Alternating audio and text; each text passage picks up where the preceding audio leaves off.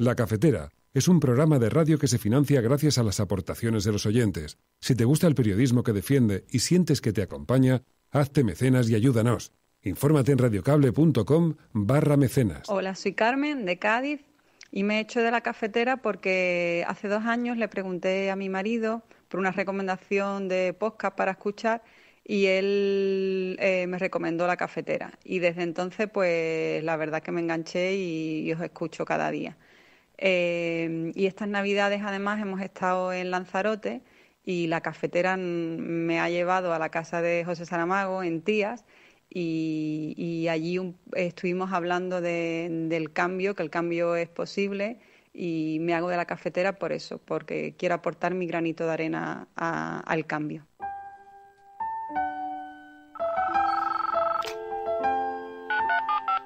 Son las 8:30 de la mañana.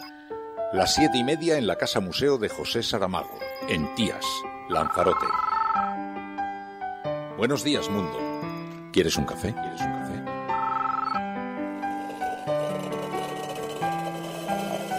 En el programa La Cafetera de Radio Cable.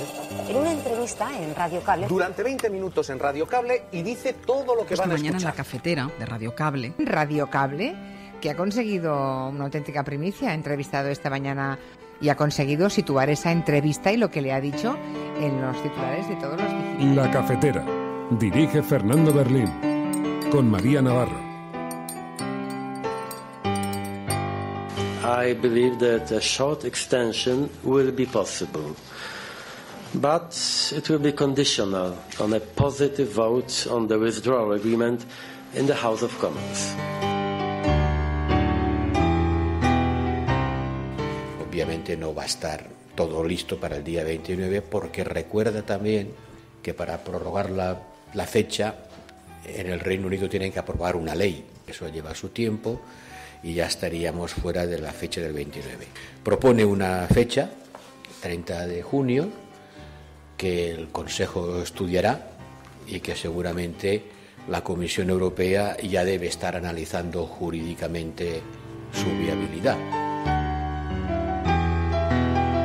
You're tired of the political games and the arcane procedural rows?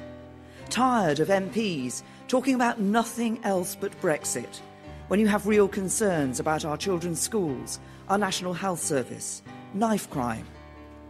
You want this stage of the Brexit process to be over and done with. I agree. I am on your side. It is now time for MPs to decide.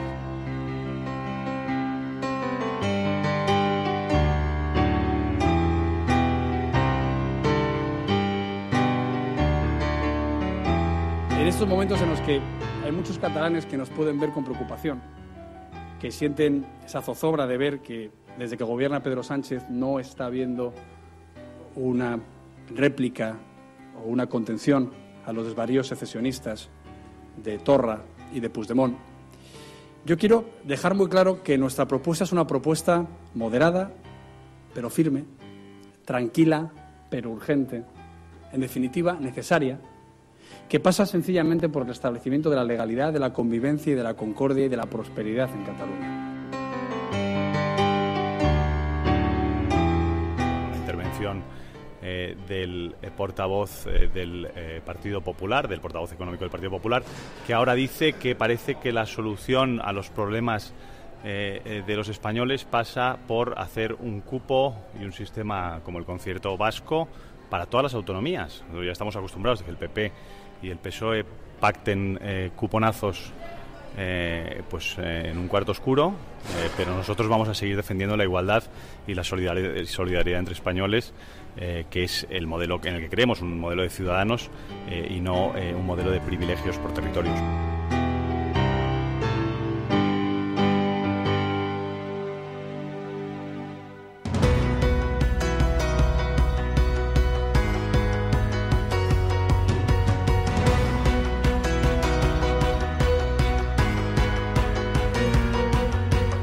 Muy buenos días, cafetera. Bienvenidos de nuevo a este programa, una mañana más, en el que vamos a tratar de analizar cómo está convulsionando nuestro pequeño mundo, y lo vamos a hacer junto a la ayuda numerosos oyentes que ya se están incorporando a esta hora al programa. En primer lugar, María Navarro, buenos días. Muy buenos días. Y muchas gracias por bienvenido tú. Gracias. Y además te he estado escuchando todos estos días. ¿Has estado vigilando? No, escuchando, tampoco en silencio, porque le ponía mensajes, pero le ponía mensajes de naturaleza del estilo de ¿qué haces? Sí, hola, ¿hay alguien? En un minuto 10 mensajes, sí. Pero de ese estilo, o sea, Así es. Nada de supervisar nada ni de injerencias ajenas. Más que supervisar era molestar. Lo del dedo en el ojo. Así que, pero muchísimas gracias, Mary, como siempre, por tanto cariño, por tanto compromiso con los oyentes de la cafetera, que por cierto te echaron mucho de menos, estuvieron preguntando mucho allí en Lanzarote, y hace un trabajo estupendo, como dice Elena Noruega, has hecho un trabajo maravilloso. Me quedé en la retaguardia. Brava, María. Así que, bueno, muchísimas gracias y un abrazo muy especial para todos aquellos con quienes coincidimos en Lanzarote, que se acercaron hasta allí, hasta la isla, para la gran desvirtualización en la biblioteca de José Saramago. Luego ya, si queréis, hablamos un poquito de todo lo que hay que hablar y del mundo y de la vida y de todo eso en la sobremesa cafetera, pero antes de comenzar, sí me gustaría agradecer públicamente a Pilar del Río y a la Casa Museo de José Saramago en Tías, en Lanzarote, por tal acogida, por semejante acogida. En primer lugar, nos abrieron las puertas de la casa, nos abrieron las puertas de la biblioteca y acogieron a todos los oyentes de la cafetera y nos organizaron un festival alimenticio, gastronómico, absolutamente maravillosa que eres siempre, Pilar, un auténtico amor de mujer, una auténtica... En fin, tienes toda la fuerza de la naturaleza de Lanzarote concentrada en tu persona, y de verdad que privilegio es haberte conocido, qué privilegio habernos podido juntar allí todos los oyentes de la cafetera. Un besito muy especial y esperamos vernos pronto de nuevo por allí. Ya sabéis que si vais en alguna ocasión a Lanzarote tenéis una visita obligada allí en la Casa Museo de José Saramago, que es una visita imprescindible. Bueno, hoy vamos a hablar de muchas cosas. Vamos a hablar de, si queréis, de eso, que por cierto me puse la falda escocesa. Ya me mandaron alguna foto. Me puse la falda escocesa como un campeón. Un oyente de este programa desde Escocia trajo la falda tradicional. Sí, se vino desde Escocia y trajo la falda tradicional. Ostras. Y entonces Mamen Páez no se le ocurrió mejor idea que decir, venga, a que no te lo... Y entonces dije, pues si hay que ponerse la falda, me pongo la falda el primero. Así que ya dieron buena cuenta en las cámaras fotográficas. En fin, espero que no circulen mucho esas fotos, porque solo me falta verlas publicadas por ahí. Pero en todo caso cumplí la promesa. Así que nada, bueno, luego hablamos de la desvirtualización cafetera, pero hay algunas materias encima de la mesa hoy de información, de actualidad, que si os parece podemos repasar en primer lugar y podemos comentar aquí en el programa, porque esto es La Cafetera y si lo estás escuchando, no estás sola. Dicen que se llevaba la falda a la escocesa. Bueno, pero es que me pillaron por la calle, entonces llevaba un pantaloncito, además hacía un poquito de frío a esa hora ya, llevaba un pantaloncito debajo, pero me puse la piedra tradicional de la bolsita tradicional de las piedras. Sí. ¿Dónde se ponen las piedras calientes? Sí. Pues eso.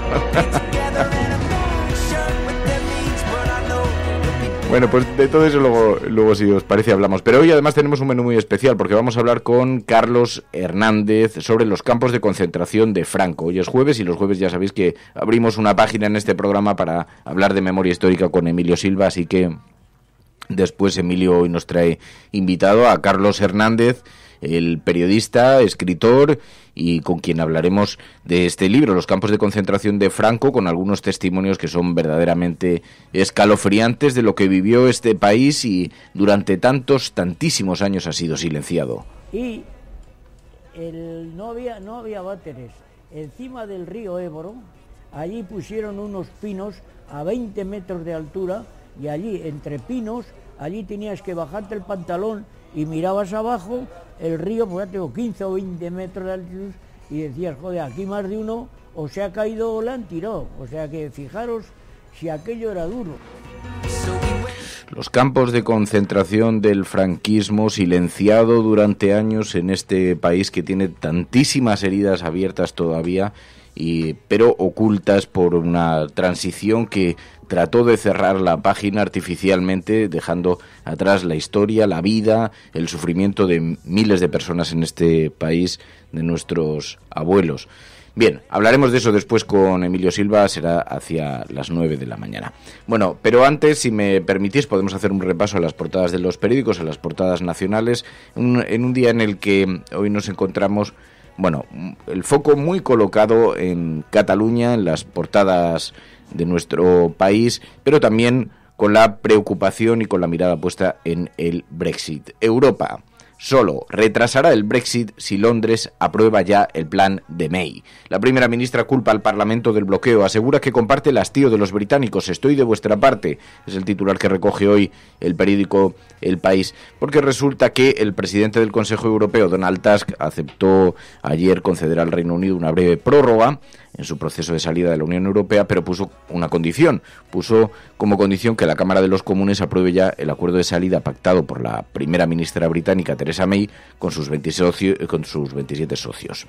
Tusk respondía así a la carta enviada por May en la que se inclinaba por mantener su estrategia de desgaste, al descartar una prórroga del Brexit más allá de los 3 meses, dice el periódico El País hoy en su portada. Horas después, en una comparecencia en Downing Street, May culpó al Parlamento del bloqueo político del país y aseguró compartir el hastío de los británicos. Estoy de vuestra parte, dijo dirigiéndose a los ciudadanos Theresa May, que se quitaba culpas y se dirigía a la sociedad británica. ¿Estáis cansados de juegos políticos? Yo también, yo estoy de vuestro lado. You're tired of the political games and the arcane procedural rows.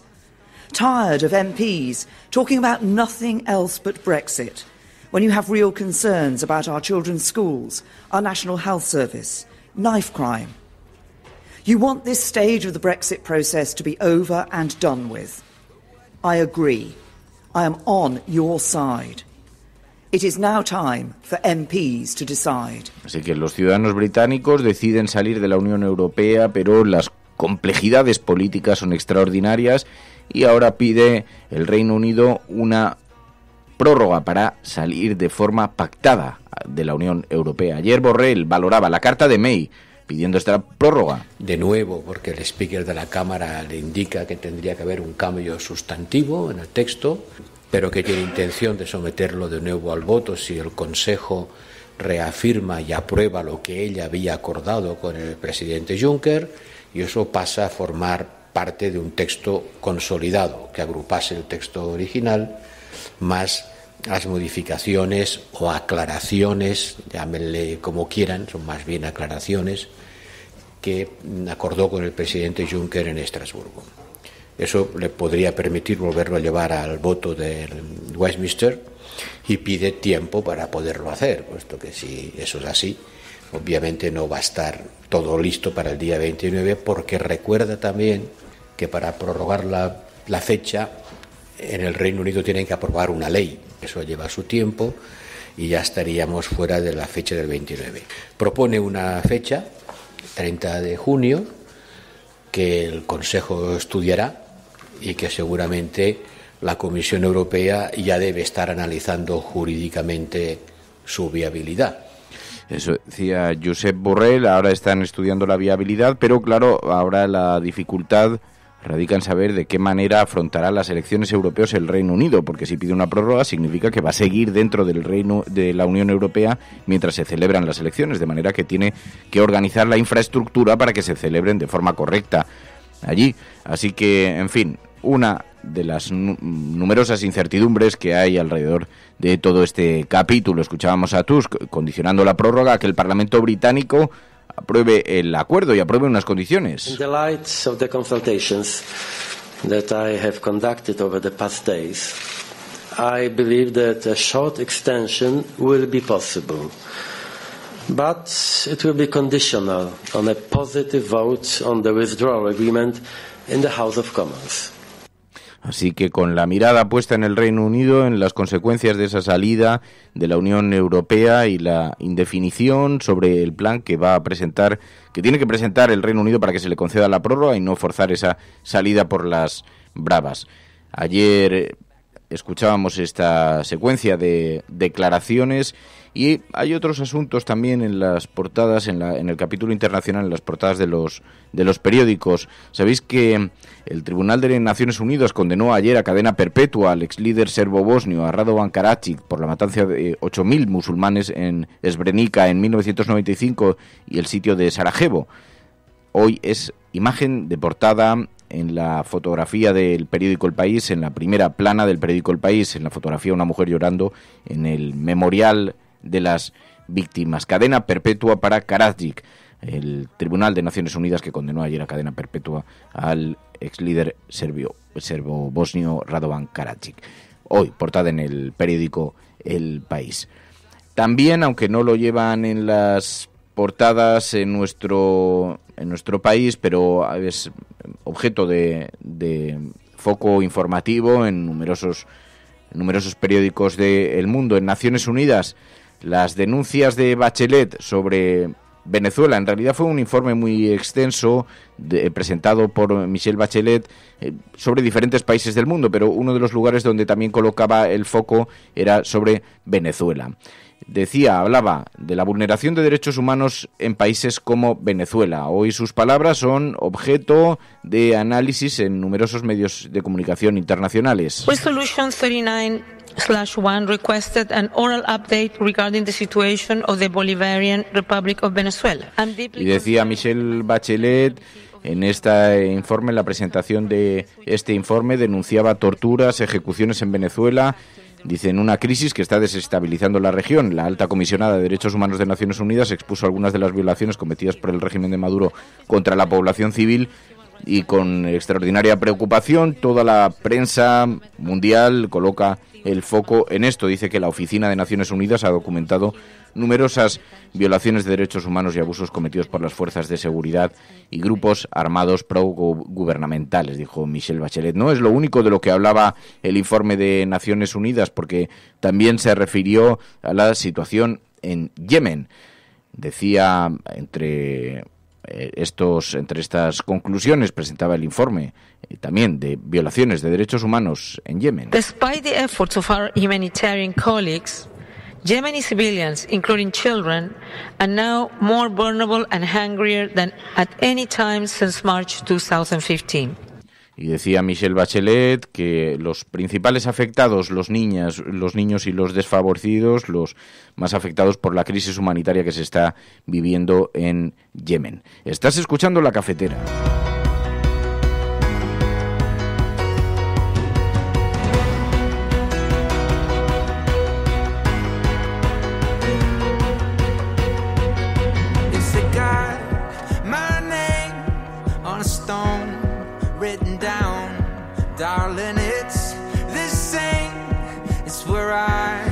Y mientras tanto, la atención nacional en España sigue colocada con la polémica de los lazos. Por una parte, la tensión permanente del independentismo por tratar de doblar el pulso al nacionalismo español y por otra parte el nacionalismo español entrando en todas las provocaciones.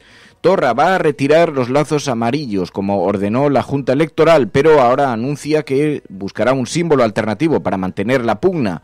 El camino a las urnas va a estar también acompañado por esta permanente presencia en los medios de comunicación en las portadas del dilema con Cataluña. El presidente catalán Quim Torra accedió anoche a retirar los lazos amarillos y otra simbología independentista de las sedes de la Generalitat, como le había ordenado la Junta Electoral Central. Hoy portada en el periódico El País, portada en el periódico ABC, portada en el periódico El Mundo, portada también en La Vanguardia, el periódico de Cataluña. Dice Torra obedece al Estado, quita los lazos amarillos, etcétera, etcétera, con el despliegue al que ya nos tiene acostumbrados este asunto. Bien, bueno, os lo anunciábamos, a las 9 vamos a conversar con Emilio Silva y con Carlos Hernández. Carlos Hernández, que ha escrito un libro, en realidad es un libro lleno de testimonios durísimos sobre los campos de concentración del franquismo. Algunos de los testimonios que escucharemos son de esta naturaleza y que nos revelan el silencio que siempre ha rodeado a los campos de concentración que se abrieron en nuestro país. Y desaparecía la gente a todo lo que se les llevaban ya suponías que ese no iba a pasarlo bien, que probablemente les fusilarían o vete a saber lo que pasaría. Only with love we can achieve peace. Oh, yes, I know it. The old will take the old wise away, and the winter will never forget. Only with love we can achieve peace. Oh, yes, I know it. Don't be afraid, 'cause love is the most sincere force. Love is a light for those who give and receive it, 'cause it makes people attracted. Love is a power. Bueno, y en el capítulo de los digitales que nos pedís también que repasemos, encontramos algunas informaciones. Muy interesante el seguimiento que está haciendo Infolibre sobre las informaciones las informaciones que rodean al partido de extrema derecha, el auge de la extrema derecha en nuestro país. Dice Infolibre en su portada: la propuesta sobre armas y el discurso homófobo de Vox no alteran la disposición de Ciudadanos a pactar con la ultraderecha. Pero también una información que está salpicando a la nueva formación que irrumpe de la extrema derecha en nuestro país. Vox también oculta al registro de partidos la composición de su comité de garantías y además la verdad sobre la última propuesta de Abascal. Los robos con violencia en viviendas han caído en realidad un 51% desde el año 2012, pero en una revista lanzó la provocadora propuesta de legalizar las armas para defensa personal. Y dice Infolibre: los frentes abiertos de Vox, de las dudas sobre su financiación a las incógnitas sobre el alquiler de su sede. Dice Infolibre que lleva siguiendo las informaciones relacionadas con la financiación de Vox desde el principio. Además, el diario.es, la empresa agrícola del fichaje de Ciudadanos Marcos de Quinto capta en subvenciones el triple de lo que factura. La justicia condenó a De Quinto por intentar saltarse un contrato de compra de un chalet y Ciudadanos orgullosísimos del fichaje de Marcos de Quinto, un empresario de altísimo nivel, dicen los responsables de Ciudadanos, para respaldar el fichaje de Marcos de Quinto. Sabes que Marcos de Quinto fue el responsable, entre otras cosas, de toda la crisis que vivió Coca-Cola con los despedidos en la planta de Fuenlabrada. Fue todo el responsable de la gestión de esa crisis, con el resultado que conocéis todos ya perfectamente. Estáis escuchando La Cafetera.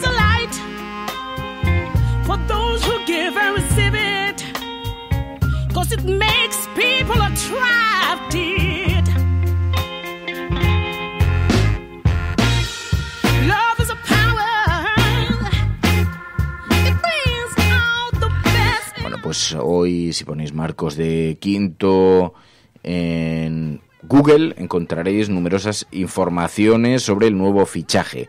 Ciudadanos, según el Confidencial Digital, ha diseñado su gobierno. Marcos de Quinto podría ser ministro de Industria, si es que ganas en las elecciones.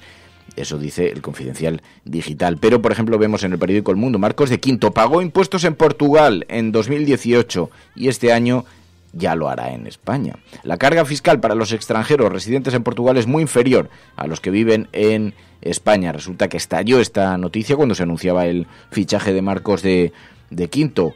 Ha estado pagando impuestos en Portugal, lo admitió él mismo y dice que es que, según fuentes del Partido de Ciudadanos, residió la mayor parte del año en Lisboa.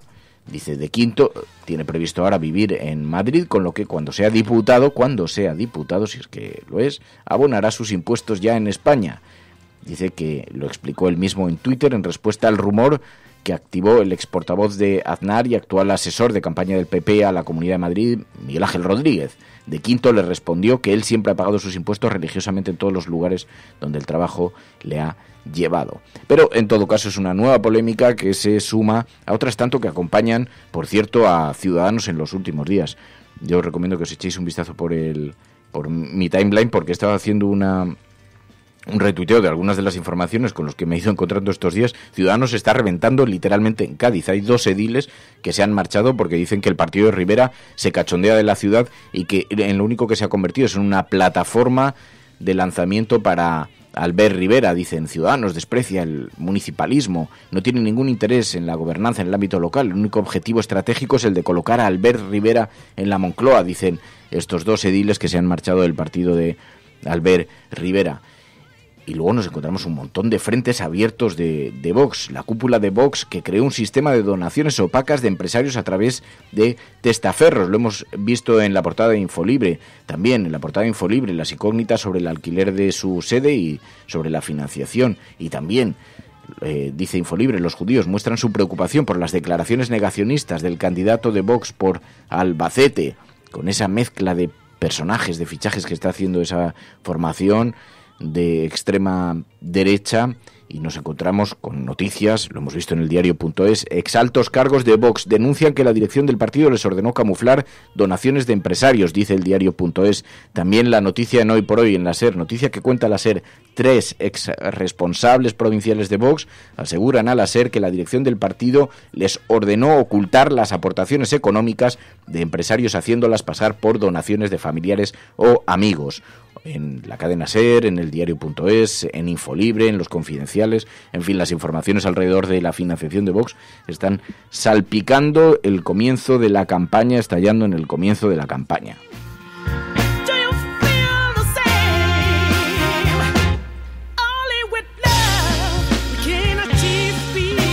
Así que esto es lo que vemos en los digitales, donde también encontramos en la portada de Público.es: el gobierno renuncia a acabar ya con los abusos laborales a los becarios, dice el diario Público.es. También, todos son dudas a 9 días del Brexit. La Unión Europea condiciona una prórroga del Brexit a la aprobación del acuerdo con Londres, dice Público.es. Esto en la portada de este diario. Estás escuchando La Cafetera y si lo estás haciendo, no estás sola. Unos segundos y hablamos con Carlos Hernández y con Emilio Silva. Las guerras se venden mintiendo, como se venden los autos. Son operaciones de marketing y la opinión pública es el target. En el año 1964, el presidente Lyndon Johnson denunció que los vietnamitas habían atacado 2 buques de los Estados Unidos en el Golfo de Tonkin. Y entonces el presidente Johnson invadió Vietnam. Cuando ya la guerra había destripado a una gran multitud de vietnamitas, en su mayoría mujeres y niños, el ministro de Defensa de Johnson, Robert McNamara, confesó que el ataque del Golfo de Tonkin nunca había existido. Los muertos no resucitaron.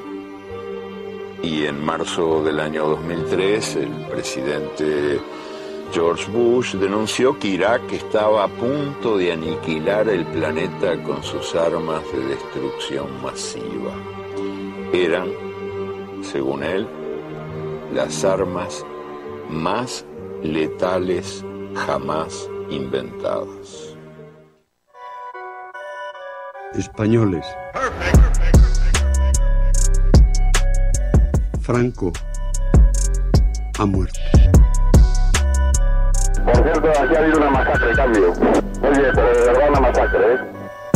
El hombre de excepción, que ante Dios y ante la historia. ¡Quieto todo el mundo! ¿Quiénes? Que acaban de ocupar el Parlamento. ¿Quién lo dice esto? Coño, yo te lo acabo de oír. Amigo, tú eres un mierda. ¿Por qué? Porque no has creído nunca. Joder, qué bárbaro, oye. No has creído nunca. Estoy impresionado. No has creído nunca. Todos contra la reacción.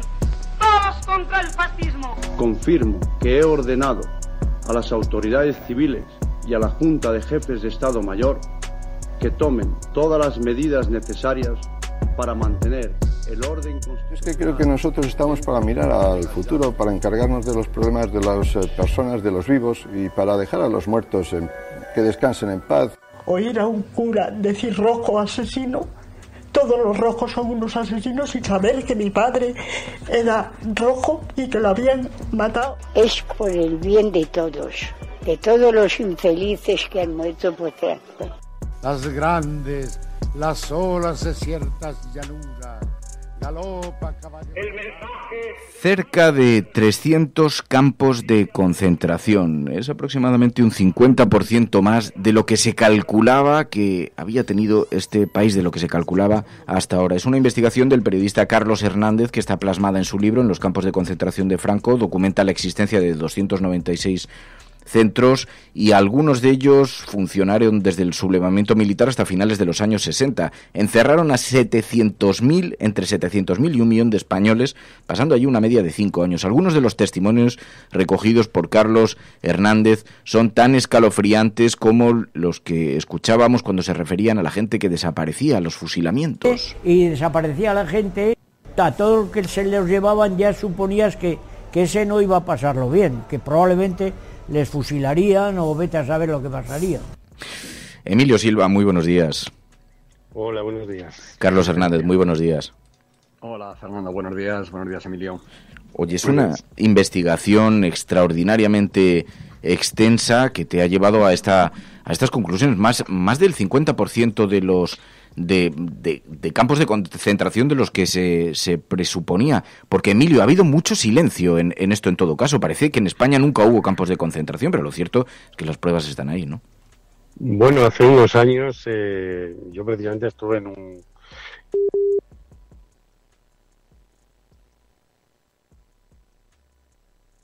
No sé si tenemos algún problema con la comunicación con Emilio Silva, pero... Se ha marchado, Emilio, parece, sí. Sí, parece que hemos tenido... No sé si nos escuchas, Emilio, pero, bueno, en todo caso, Carlos, esta investigación que te ha llevado a observar el enorme número de campos que había prácticamente silenciado, ¿no?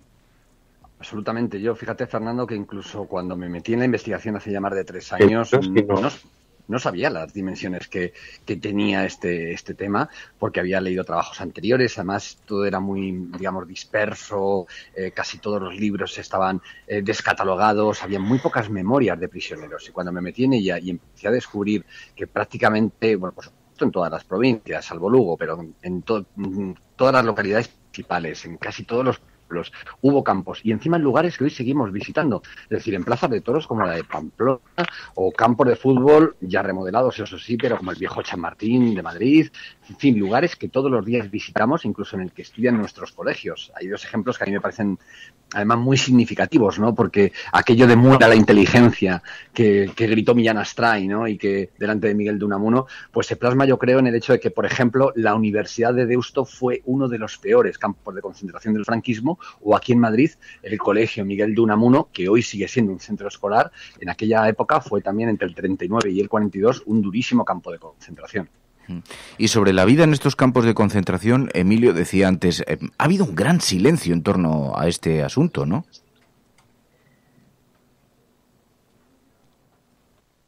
No sé. Bueno, para mí, que yo había leído muchas cosas sobre la guerra o la dictadura, hasta meterme, digamos, en el tema de la memoria con unos añitos, pues para mí sí fue un descubrimiento, ¿no? Incluso yo pues viví en una ciudad hasta los 15 años como Pamplona, como la que acaba de citar Carlos, y seguramente, bueno, pues yo he pasado por el Hostal de San Marcos en León, que ahora es un parado del turismo, que lo fue en los años de la guerra. Quiero decir, nos hemos cruzado con ellos porque, como se ve muy bien en el arranque del libro, están extendidos a lo largo y ancho de toda nuestra geografía, ¿no? Y, Carlos, ¿por qué prácticamente la mitad de los campos no teníamos noticia de ellos? ¿Por qué no estaba documentado esto? Principalmente porque es verdad que desde los últimos trabajos a nivel nacional que se habían hecho, se ha podido ir accediendo a nuevos archivos, a nuevos documentos que han sido analizados, y también porque investigadores locales, yo fíjate que hablo mucho en el libro de que es un trabajo coral, porque lo que he hecho es recurrir a muchísimos investigadores locales, historiadores, yo los llamo cómplices de la memoria, que me han ayudado a bucear, por ejemplo, en los archivos municipales, que son una fuente muy importante para descubrir estos campos, porque de muchos de ellos, Fernando, ni siquiera existe registro en los archivos centrales del ejército franquista. Hubo tanta destrucción de documentación, hubo tanto interés por borrar las huellas de los crímenes del franquismo, que los campos de concentración fue uno de los temas que se intentó dejar ahí, pues eso, arrinconado y que no lo conociéramos. De tal manera que ha habido que ir hasta el último archivo municipal, también hablar con muchísima gente, con muchísimos familiares que me han facilitado pues memoria, recuerdos de sus seres queridos. He tenido la suerte de poder entrevistar todavía a algunos supervivientes y por eso he querido, aparte de dedicarle más de la mitad del libro a todo el contexto histórico, es decir, a detallar cómo se crean los campos, cómo desde 24 horas después del inicio del golpe de Estado ya se crea el primer campo de concentración, porque respondía a una estrategia predeterminada incluso antes del golpe, por las directrices del general Mola, que ya las ordena en abril de 1936, estamos hablando de 3 meses y medio antes de la sublevación militar. Ahí ya de crear una atmósfera de terror y de fusilar a todo aquel que pública o secretamente, dice textualmente, apoya al Frente Popular. Con lo cual los campos de concentración son parte de esa estrategia represiva muy predeterminada y por eso se extendieron tan rápido a lo largo de toda la geografía nacional y pasaron entre 700.000 y 1 millón de españoles por ellos. Yo he querido no solo quedarme en toda la explicación de ese proceso de creación, consolidación del sistema concentracionario franquista, sino también ponerle rostro a las víctimas. Por eso casi la mitad del libro está dedicado a recoger sus testimonios. Son ellos los que nos cuentan el hambre, los malos tratos, cómo les intentaban adoctrinar, obligándoles a cantar los himnos, a hacer el saludo fascista, etcétera, y también cómo eran sometidos a trabajos forzados. Llegó a pesar 38 kilos. 38 kilos un hombre que tenía que trabajar, te puedes figurar. Allí se desmayaban constantemente. ¿Y sabes lo que comían? Había muchos lagartos. Con una piedra los aplastaban y se los comían crudos, lagartos crudos. Tenían que recurrir a comer lagartos crudos en unas condiciones durísimas de vida. Emilio, tenías mucho interés en hablar de este libro. ¿Qué es lo que evidencia? ¿Qué es lo que pone sobre la mesa? Bueno, yo creo que esto es como una especie de punta de lanza de campos que en algunos casos fueron durísimos, ¿no? En el maltrato hubo muchos asesinatos, incluso hubo campos específicos, por ejemplo, uno en Burgos para brigadistas internacionales, donde se hicieron algunas investigaciones y fue visitado por Vallejo Nájera. Pero yo le quería preguntar a Carlos, además de la necesidad que tenía la represión franquista de organizar de repente a una población brutal de prisioneros, ¿no? ¿Cuál era el fin último, ¿no? de estos campos, más allá de de la colocación en lugares donde estuvieran detenidos a cientos de miles de personas que o se habían enfrentado al ejército franquista o habían militado políticamente o de alguna manera no se habían sumado al golpe militar del 18 de julio y merecían un castigo, ¿no? ¿Cuál era su objetivo fundamental? El primero, hay que decirlo, era de exterminio. Es verdad que era de un exterminio selectivo, no como algunos campos nazis que eran de exterminio total, ¿no? Aquí se exterminaba primero y se asesinaba dándoles el paseo y enterrándoles en una cuneta a aquellos miembros más destacados pues de organizaciones republicanas, de organizaciones democráticas o oficiales también del ejército franquista. Entraban grupos de miembros de la Falange y se metían en los campos también civiles, guardias civiles, incluso yo tengo constatado cómo miembros de corporaciones municipales franquistas entraban en los campos buscando a gente concreta, muchas veces ni lo reconocían porque estaban tan sucios, con la barba de semanas, que lo que hacían era coger prácticamente aleatoriamente a varios prisioneros y llevárselos para fusilarlos. Con lo cual, primero, exterminio. Luego, a partir de ahí, había un papel fundamental que era el de clasificación, lo llamaban ellos. Realmente era una investigación a todos los prisioneros, porque Franco no quería que ni uno solo de esos prisioneros de guerra o presos políticos que habían entrado en los campos quedara en libertad o fuera listado en los batallones de trabajos forzados sin haber sido primero investigado. De tal manera que se recurre a los alcaldes, los jefes de falange, los sacerdotes de aquellos pueblos en los que estos hombres residían el 18 de julio de 1936, se les envían cartas y se les pide información sobre los antecedentes políticos de estas personas. De tal manera que el escrito que venía del cura o del alcalde o del jefe de la Guardia Civil de uno de esos pueblos era el pasaporte a la vida, o al revés, en lo que conducía a la muerte de estos prisioneros. Con lo cual, ahí se hacía un proceso de investigación y de clasificación en varios grupos. Uno de ellos, el de los más destacados, iban directamente a consejos de guerra sumarísimos, sin ningún tipo de derecho a defenderse, los juzgaban de 30 en 30, de 20 en 20. El abogado, que era un militar franquista, se limitaba a pedir clemencia para ellos. Decía, son culpables, pero clemencia en nombre de Dios. No había mucha más defensa que esa que acabo de describir, y todo ese grupo iba o bien al paredón, siendo fusilados, o bien a las cárceles. Y luego había una gran masa que eran considerados desafectos al movimiento, pero que eran considerados de alguna manera recuperables, o eso pensaba el régimen, o al menos utilizables. Estos, en su conjunto, eran sometidos a todo tipo de castigos, sufrimiento, humillaciones, deshumanización dentro del campo de concentración, porque era muy importante para el régimen franquista, y así se ve en la documentación oficial de la época, reeducarles, lo decía así, reeducarles. Les sometían a charlas patrióticas, les obligaban a ir a misa, cantar el Cara al Sol, desfilar, hacer el saludo a la bandera, en fin, todo lo que nos podamos imaginar. Y por último, también era fundamental el que de este grupo se empezaran a formar batallones de trabajos forzados para que los pudiera utilizar el ejército franquista, primero en la guerra, pues en construcción de fortificaciones o de trincheras en primera línea del frente. De hecho, yo he podido constatar la muerte de numerosos prisioneros porque les caían obuses, porque recibían balas, porque estaban en primera línea de fuego durante la guerra, y ya después de la guerra especialmente en reconstrucción de pueblos y reconstrucción de infraestructuras. En definitiva, exterminio, clasificación, investigación, reeducación y trabajos forzados. Y Carlos, ¿cómo eran los campos de concentración españoles? ¿Qué tipo de estructuras tenían? ¿Cómo eran? Porque vemos, si los había en colegios, imagino que era más parecido a una cárcel, pero había también exteriores, y vemos que había campos de mujeres también exclusivamente, ¿no?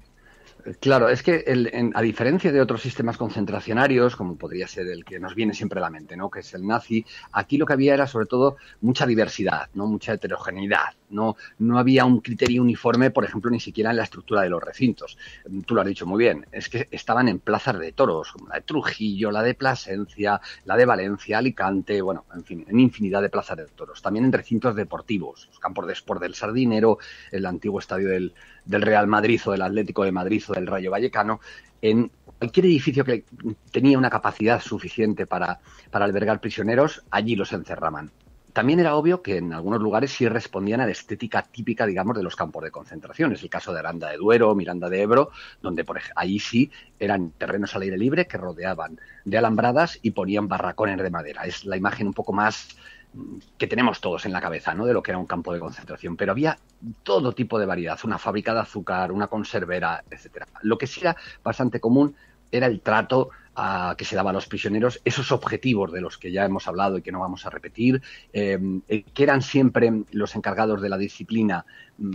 Fundamentalmente eran militares, pero también en ocasiones eran grupos de falangistas los que se encargaban de la custodia y de la disciplina en el interior de los campos, con lo cual podemos imaginar lo que ocurría en ellos. Y en el tema de las mujeres, muy importante, porque es verdad que hubo mujeres, como tú decías, Fernando, en los campos de concentración, pero específicamente no hubo campos de concentración femeninos, a diferencia del nazismo, por ejemplo, aunque sí hay una gran excepción, que es el campo de concentración de Arnao, en la localidad de Castropol, en Asturias, que fue un campo que especialmente a partir de 1939, cuando ya termina la guerra, es destinado a prisioneros relacionados con la guerrilla antifranquistas, con lo que se llamaba el maquis, que peleaban desde el monte todavía contra la dictadura.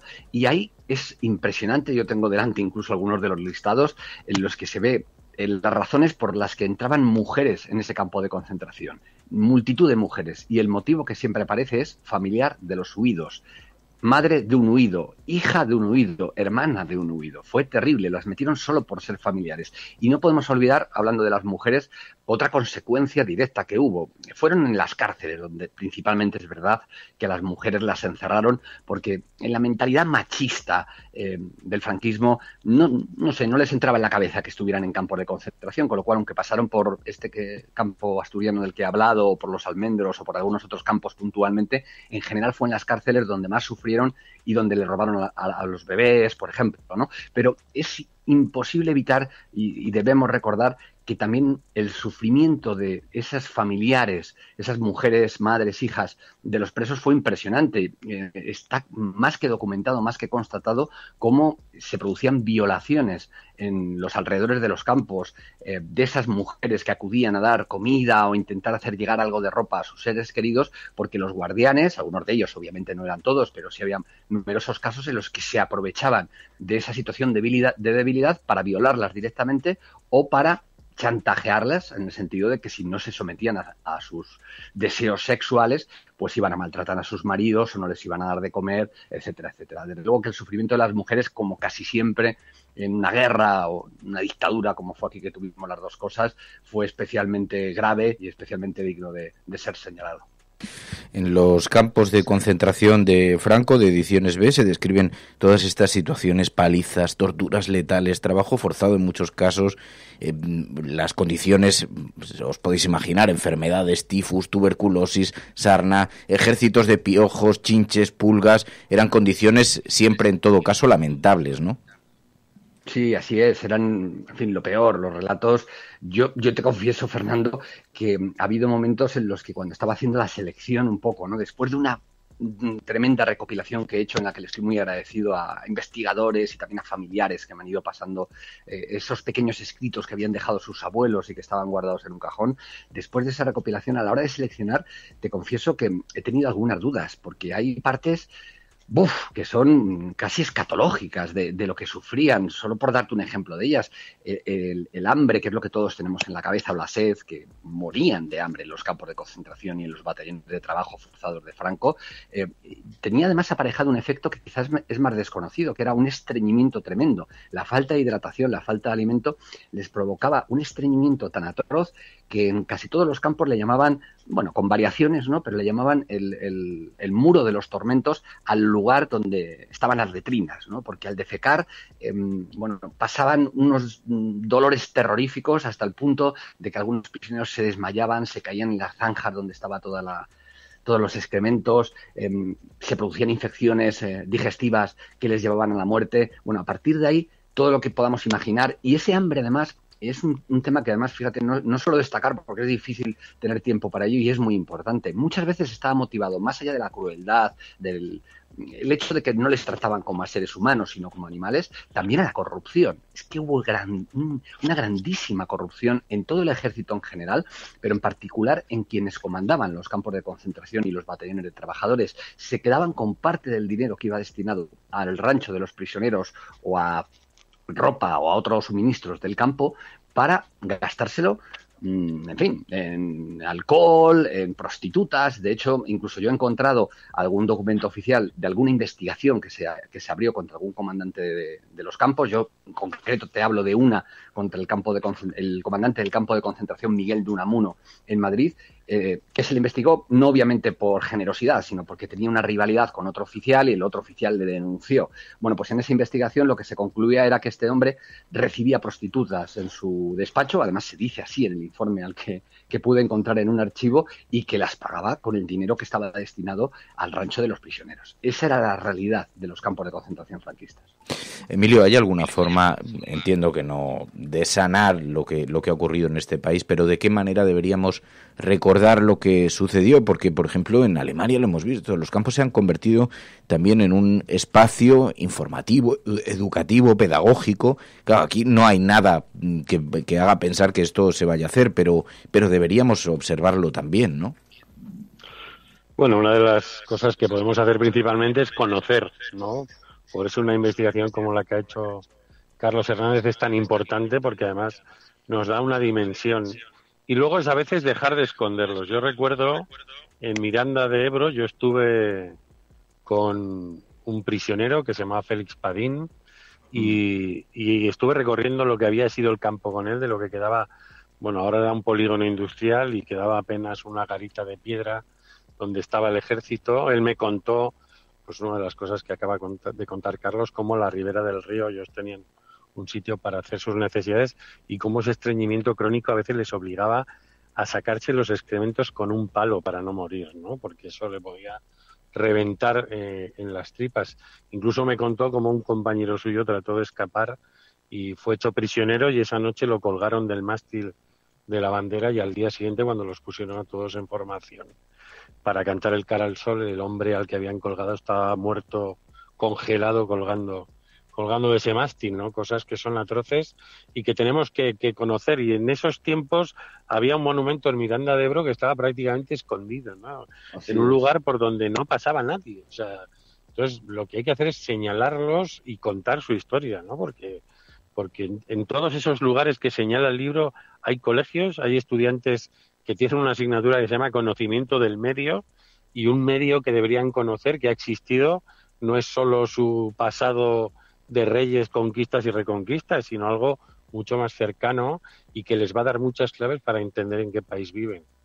Y además es que ocurre en el resto de Europa, es que somos una anomalía en la Europa democrática. En Alemania los institutos van a visitar los campos de concentración como parte de su actividad docente, y sin embargo aquí yo hay un ejemplo que pongo muchos en el libro también de la destrucción de la memoria, pero que me parece absolutamente significativo, que es el de la Plaza de Toros de la Manzanera en Logroño, como cuando iba a ser demolida en el año 2002, allí quedaba todavía un mapa que habían dibujado los prisioneros, un gran mapa, además de un tamaño enorme, en una de las paredes, y que la gente lo veía cuando iba a las plazas de toros, a esa plaza de toros, a las corridas, no sabía muy bien qué significaba, era un mapa de España, ¿no? Bueno, ese fue realizado por los prisioneros de esa plaza de toros cuando fue campo de concentración, porque los militares franquistas, una de las cosas que hacían para, digamos, someterles y convencerles de que ya no tenían futuro en aquella guerra, era obligarles a ver cómo en ese mapa iban avanzando las tropas franquistas y cómo retrocedían las republicanas. Pues bien, ese mapa, que era un trozo de historia impresionante, iba a desaparecer con esa demolición, y un investigador local,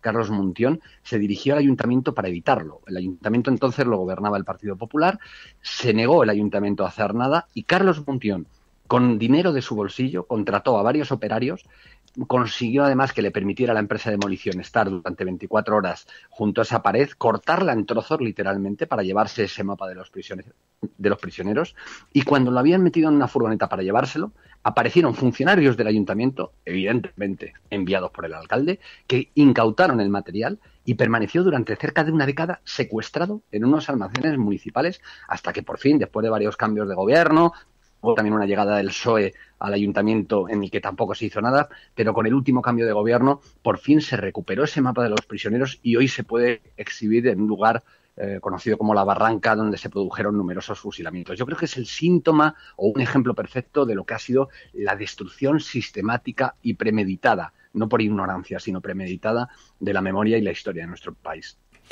Pues Los campos de concentración de Franco, ediciones B, de Carlos Hernández, con este retrato, con esta fotografía de la parte más desconocida de nuestra historia relacionada con los campos de concentración. Carlos Hernández, Emilio Silva, muchísimas gracias. Nada, muchas gracias a ti, Fernando. Muchas gracias, buenos días. We will make America safe again. And yes, together we will make America great again. No puede estar de moda ser izquierdas, pues si son unos carcas. Están todo el día con la guerra del abuelo, con las fosas de no sé quién. Aprovechen estos meses de gobierno Frankenstein para que no se pueda defender la libertad y la unión. Acosen a la gente estos meses. Es usted un provocador. El discurso que ha hecho usted aquí es más propio de un fascista que de un demócrata. No, hombre, no era instructora. No, hombre, no. Es que no tienes ni idea.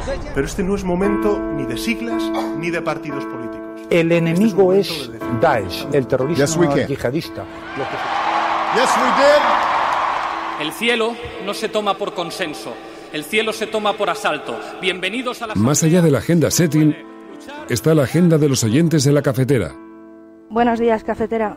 Parece como broma.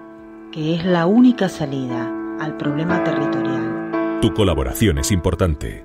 Ayúdanos retuiteando la dirección de este programa. Hagamos que se nos oiga. Hagamos que se nos conozca. Radiocable.com.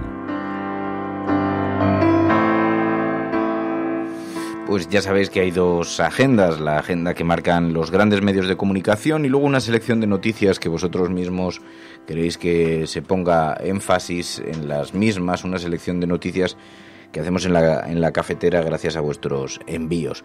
Y veíamos, por ejemplo, algunas informaciones sobre la exclusión social. España es el país que destina 3 veces menos que la media de la Unión Europea en combatir la exclusión social, María.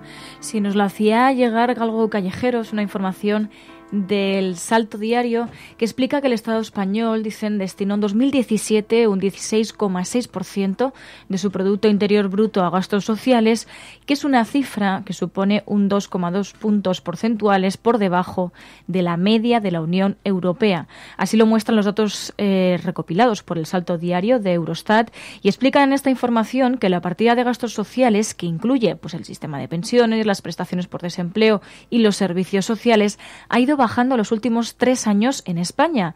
Incluso destacan en esta información, a pesar de que la Comisión Europea alertó el año pasado a España de los altos niveles de desigualdad y pobreza, criticando así también su política social inconsistente. Y la justicia italiana, que ha dado la custodia de los hijos de Juana Rivas a su padre. Esto ha generado mucho debate en redes sociales, además nos lo hacíais llegar varias de vosotras, como Isabel, y nos hemos ido a la información, y es que efectivamente el Tribunal de Cagliari ha fallado en favor de Francesco Arcuri, al que le otorga la guarda y custodia en exclusiva de los 2 niños de 5 y 13 años respectivamente. Juana Rivas podrá visitar a los menores en fines de semana alternos y tendrá que recogerlos y devolverlos en el colegio en el que están matriculados. El juez considera que con su comportamiento Juana Rivas no es consciente, dijo, del daño psicológico que le ha hecho a los hijos separándolos 1 año de su padre. Y también otra información, en este caso, hilándolo con una información que además comentábamos ayer en la Agenda Cafetera, y tenía que ver con ese evento que estaba programado en la Universidad Complutense de Madrid sobre vientres de alquiler. Y ahora conocemos, nos lo hacía llegar Laura, la información de Público.es también, de que la Universidad Complutense de Madrid ha cancelado el evento por falta de rigor científico. La Universidad Complutense ha anunciado que cancela el acto previsto sobre vientres de alquiler que tenía previsto para el próximo día 1 de abril. Este evento, que se ha publicitado con el sello del Ministerio de Ciencia, Innovación y Universidades, iba a tener lugar en una de las salas de la Facultad de Medicina de esta universidad, pero estaba organizado por la Facultad de Enfermería de la misma institución y, además, iba a ser presentado por la decana y la vicedecana de Relaciones Institucionales y Formación de la facultad. Pues bien, según anunciaba este miércoles la propia universidad en su cuenta de Twitter, la Universidad Complutense de Madrid, decían, ha decidido no acoger el acto Gestación subrogada en Ucrania, escuchando la voz de las mujeres, al comprobarse que no incluye las diferentes perspectivas desde las que se analiza científicamente estas prácticas. Y decían, lamentamos la confusión generada. ¿Y qué es esto de los menores refugiados y el trauma en Lesbos? Claro, se están enfrentando a una situación extraordinariamente dura, ¿no? Si nos lo hacíais llegar varias personas, es una información que publica Desalambre y que precisamente lo que hace es, bueno, lo escribe además Miriam Abdel Basit, que participó en esas terapias a menores refugiados en el campo de refugiados de Moria. Entonces, en este artículo empieza a explicar en qué consistieron ese proceso de terapia. Llevaron a cabo actividades para que estos niños pudiesen entender las emociones que estaban sintiendo y también les ayudaron a lidiar con las pesadillas y cualquier otro signo de trauma y ansiedad que presentasen. Durante este proceso terapéutico hicieron además uso de la narración para ayudar a los niños a afrontar sus traumas y crearon un libro sobre 1 o 2 personajes de ficción que habrían seguido un periplo parecido al suyo. Aunque los personajes eran ficticios, los niños proyectaron sus propias experiencias a través de ellos. Les permitió, decía Miriam, hablar de las experiencias de las que hasta entonces no habían sido capaces de hablar, y al final del proceso los personajes parecían reales. Los niños hablaban continuamente de la tristeza que sentían porque no habían podido despedirse de sus amigos, de sus familiares y de sus compañeros de clase. Sin embargo, también recogen en este artículo, hay quienes aún sienten esperanza. Un adolescente decía, sí, he perdido 6 años, pero sé que voy a recuperarme. Todos tenemos un futuro por delante. Tenemos sueños que vamos a perseguir y estoy seguro de que la mayoría de los refugiados que hoy están aquí tienen talentos y aspiraciones que lograrán hacer realidad en el futuro. Pero también recuerdan en esta información que 3 años después del acuerdo entre la Unión Europea y Turquía, Médicos Sin Fronteras denuncia que se sigue sin proporcionar condiciones de vida dignas a las personas que están atrapadas en las islas, donde sufren hacinamiento, inseguridad enfermedad y falta de atención médica adecuada. Y mientras tanto, Italia ha ordenado la incautación de un barco de rescate con 49 personas migrantes en Lampedusa. Si nos lo hacíais llegar, Italia ha ordenado la incautación de un barco de rescate. Las autoridades italianas ordenaron la incautación del barco Mare Jonio del proyecto Mediterranean Saving Humans, que rescató el lunes a 49 personas, entre ellas 12 menores que se encontraban en un bote neumático a 42 millas de las costas de Libia. Desalambre explica que, a diferencia de otros casos en los que anteriormente otras ONGs han auxiliado a migrantes en el Mediterráneo, el buque llevaba bandera italiana y, por tanto, el ministro del Interior italiano no ha podido apelar a la responsabilidad de otros países para reubicar a estas personas y ha tenido que autorizar su entrada a un puerto del país. La Fiscalía de Agrigento, en Sicilia, ha abierto además una investigación por haber favorecido supuestamente la inmigración clandestina, aunque por el momento no va dirigida contra nadie en concreto, según afirmaban medios italianos. Lo cierto es que la indignación social ya se ha mostrado en las calles italianas ante este nuevo bloqueo y se ha traducido en varias manifestaciones en plazas italianas al grito de Free Mare Jonio, recordando que efectivamente salvar vidas no es delito. Before I drift away, speak to my heart, reminding me where I belong. I am not allowed to walk alone. Pues ya está. Ya se acaba la semana. Mary, no te preocupes, ya puedes llegar el fin de semana y descansar. Mira que has tenido días para descansar de mí, pero ya está deseando que llegue el fin de semana. Ya te has cansado. Han sido días intensos. No, como siempre, la vida es intensa. Eso es lo bueno que tiene la vida. Bueno, luego además, si no es intensa... Lo malo es cuando deja de serlo. Claro, cuando no es intensa, no nos quejamos. Si no hay vida, mal. Sí. Y si hay vida también mal, no puede ser. No puede ser. Te iba a preguntar una... No vienes muy moreno, ¿no? No has tomado mucho el sol. Gracias. No me he dedicado... Es envidia, ¿eh? No me he dedicado a tomar el sol.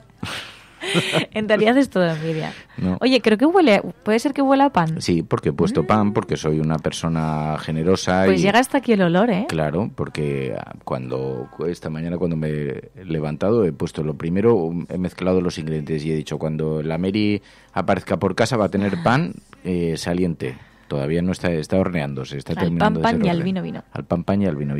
Que quiero dar las gracias a toda la gente que se acercó a la isla, a Lanzarote, a Tías, gente que habéis hecho un extraordinario esfuerzo. Había gente, pues eso, que llegaba desde Escocia, desde Bruselas. Estaba por allí nuestro vulcanólogo que estuvo haciéndoles excursiones. Bueno, me contaron algunas anécdotas. La verdad es que casi sería mejor que nos cuente alguien de los que hayan participado en la desvirtualización. Oye, más de 40 personas que se juntaron en la isla de forma clandestina, y Pilar del Río, tan maja, tan encantadora, tan gran persona, como toda la gente que trabaja a su alrededor en la casa de museo de José Saramago, que prepararon por la noche unas viandas. Y entonces ahí empezaron las risas, se cantó Grándola Vila Morena.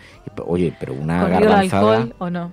Corrió algo de alcohol, sí, un poco de vinito de la zona, de la región, riquísimo también, una muy buena elección. Y la verdad es que fue un encuentro absolutamente maravilloso, y creo que la gente ha tenido una experiencia fantástica por la isla, porque estuvieron de visitas. El vulcanólogo les organizó unas visitas por los volcanes. Creo que estaban exhaustos, que nuestro vulcanólogo casi los mata por las colinas de agotamiento, que estaban ya que no podían más. Pero mira, cuéntame. ¿Qué vas a hacer? ¿Vas a llamar a alguien? Voy a llamar a Mamen Páez. Ya decía yo. Pues nada, ¿no? Están aquí, están hablando entre el pan y Lanzarote.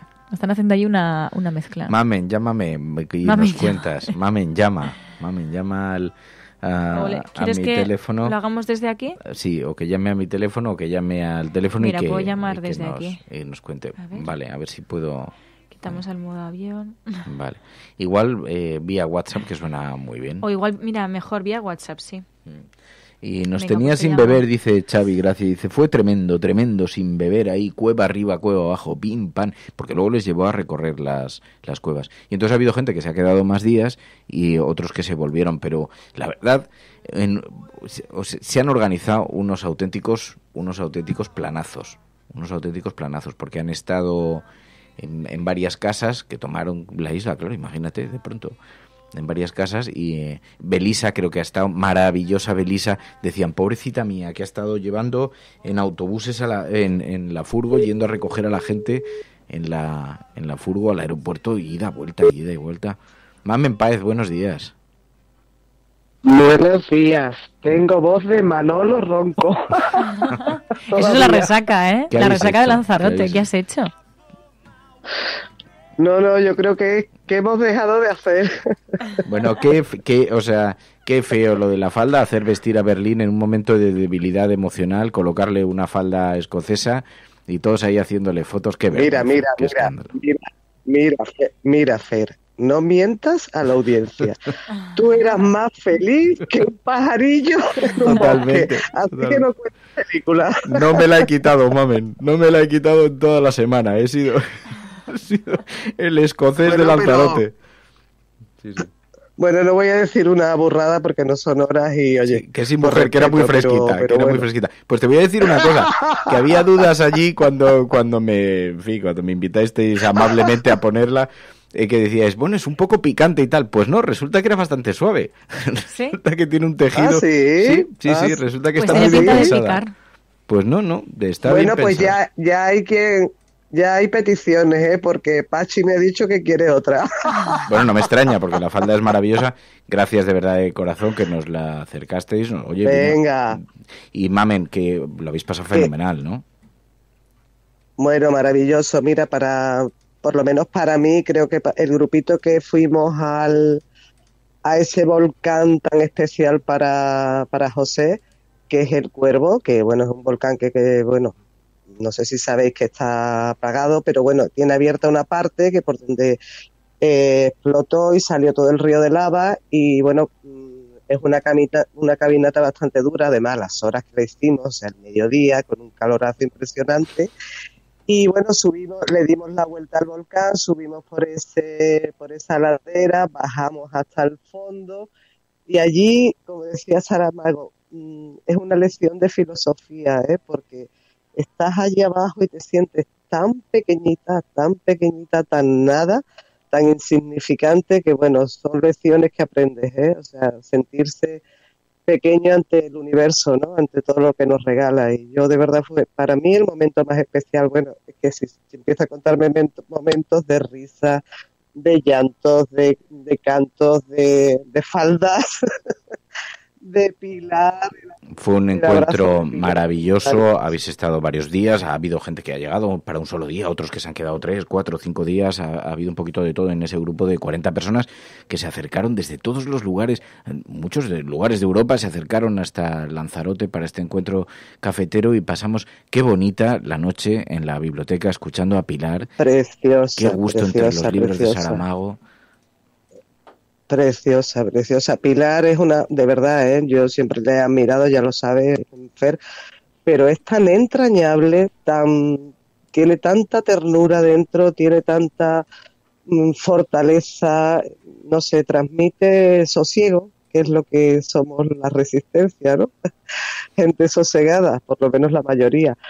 Y bueno, ya que hago un entre paréntesis por el tema de los volcanes, de verdad que Juan Carlos, vulcanólogo, un ser excepcional, de verdad, o sea, se ha volcado con todo, a mí me ha hecho meterme en una cueva con el pánico que a mí me da, pero digo, lo hago ahora, no lo hago nunca, allí dentro, y fue maravilloso porque en una de las estancias muy abiertas apagamos todas las linternas que llevábamos en la cabeza y empezó a tocar la flauta, y de verdad, vamos, de 10. de 10. O sea, personas maravillosas, todas. Sois todos absolutamente maravillosos.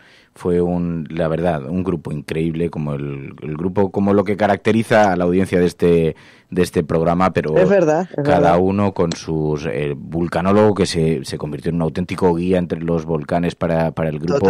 Belisa, que en un acto también de una extraordinaria generosidad permanente, llevando a unos y a otros, pero todos, porque cada uno en su parcela. La verdad es que el grupo es maravilloso y sois increíbles. Mamen, gracias de corazón. Fue nuestro padre. Nuestro papaíto nos llevó al aeropuerto, nos llevó, a mí la noche sin dormir me llevó a las 4 de la mañana y no habíamos dormido al aeropuerto, o sea, en fin, Fernando, de verdad, mira, permíteme que diga a ti, a María, a Emilio, a Ainhoa, a Pilar, a todos, habéis formado una familia maravillosa, y os queremos, bueno, hasta el infinito y más allá. Bueno, es absolutamente recíproco. Mamen Páez, gracias, y a todo el grupo de Lanzarote y toda la gente que nos acompañó también en directo escuchando el programa y que lo han escuchado después, a toda la resistencia cafetera y Mary y toda la gente que ha estado ayudando a que sea posible hacer una experiencia como esta. Y muchas gracias también a la gente de la Casa de Saramago y especialmente a Pilar del Río. Gracias, Mamen Páez. Gracias, Mamen. Gracias, cariños míos. Un beso, os quiero. Un abrazo. Adiós. Sí, dice Xavi, gracias. Dice, hay que repetirlo pronto, hay que repetirlo. Sí, hay que repetirlo prontito. Bueno, y ya tenemos que empezar a pensar en la desvirtualización de mayo. Ya tenemos que darle vuelta, pero eso para el mes de mayo todavía tenemos un poquito de margen. Pero, por cierto, tenemos peli para este viernes. Ya tenemos peli elegida. ¿Quieres que contemos a él? Bueno, sí, cuéntalo si quieres. Sí, venga. Sí. No, nada, pusimos una peli que nos parecía muy interesante, lo que no nos dimos cuenta, y gracias a varios oyentes que nos pusisteis ahí en el foco, resulta que la película duraba, ¿cuánto te dije? 5 horas. 350 minutos, en torno a, sí, o sea, bueno, 5 horas. 5 horas. Y claro, dijimos, esto no es viable. O sea, ¿la peli cuál era? ¿Cómo se llamaba? La Comuna. La Comuna. Entonces ayer María anunció en el programa que la película elegida iba a ser La Comuna, pero después claro, de terminar el programa 5 horas. Empezaron a avisar los oyentes 5 horas. Entonces hemos sustituido la peli. Sí. Así que el viernes, porque si no la íbamos a ver solo María.es y yo y la pobre Pai. Y no sé ni si la podríamos haber visto, porque 5 horas. 5 horas seguidas. Y entonces al final la película elegida, que había llegado muy, muy recomendada por los oyentes. Y además es de fácil acceso. Se llama El niño que domó el viento. Y está inspirado en una historia real. Y además también nos decíais que al final pues también tiene un mensaje esperanzador. Así que falta nos hace. Y esperamos vuestros mensajes de audio al 627-002-002. Y si podéis enviarlos cuanto antes posible, muchísimo mejor. Pues esa es la película, El niño que domó el viento. El niño que domó el viento. Es una película muy recomendada por la audiencia y, francamente, yo ya la he visto. Es una película estupenda. Así que va a dar la oportunidad para que charlemos. Y dice, bueno...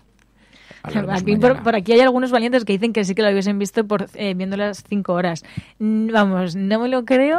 Claro, ya me conozco yo esta vieja. El viejo cuento. 5 horas así de seguido, no.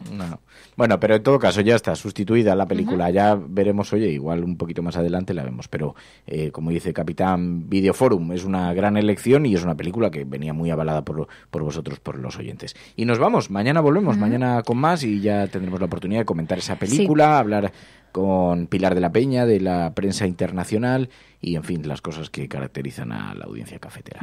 Gracias, Mary, de verdad, de corazón, por esta semana, por este trabajo. A vosotras por seguir ahí. Bueno, y muchísimas gracias a toda la audiencia de la cafetera. Si estás escuchando esto, eres la Resistencia y no estás sola. Buenos días, buenas tardes o buenas noches.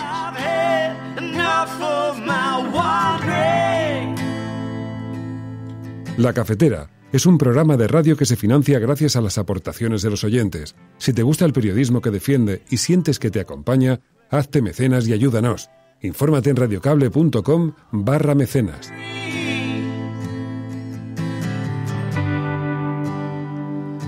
Blood that speaks.